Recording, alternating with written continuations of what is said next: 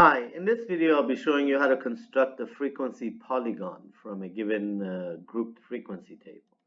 Well, manually we know how to do this by taking the midpoints of the classes and graphing them against the frequencies as the second part of the ordered pair. So basically to draw a line graph you need a whole bunch of points. And for you to have a point you need to have an ordered pair, which means an x value and a y value. Well, if I put my x and y values in these two columns here, I'll take the midpoints for my x values from my classes. So the first x value will be 10, which is the midpoint between 0 and 20. The next one will be 30. And then I could just scroll this down, selecting both of them and dragging it down. And I go to 90 because 90 is the midpoint of the last class I have. So 10, 30, 50, 70, and 90. So these are my x values I need to graph the frequency polygon. Then I need to use the y values as just the frequencies, so I'll just copy these, right click, copy, come here and paste it. So here are my frequencies, and the first set of values are my x values, so think of the first class marks as x values and the frequencies as y values. Let me make sure that the fonts are the same. Put them in a graph. Okay, so now you're ready to graph this.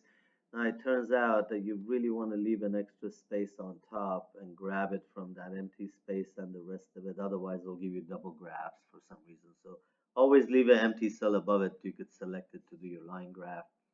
Then go to Insert. Go to, again, the chart area. And you have two options here. You could do a scatter plot, which will just plot the ordered pairs. See, you're just plotting the ordered pairs.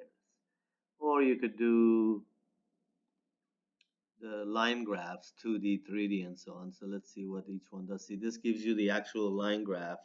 It doesn't show you the points though, but you could actually label the points. This one doesn't do it. This one does it with the points. This one does it 3D. And this one does it with the actual points, with dots. So let's go with this one. This looks better. So I'll go with that one. And then if I right click on one of these dots, I could actually label, add data labels there. So now it tells me the frequencies at each given point. And we call this a frequency polygon. Let me put that here, scroll this up. And there's your frequency polygon. And you can do this manually. You can do this with Excel. And up here in the chart style, you could change the style of the chart to any format or any shape you like. Excellent. So this is the lecture on how to graph a frequency polygon from a given group frequency table. See you guys next time.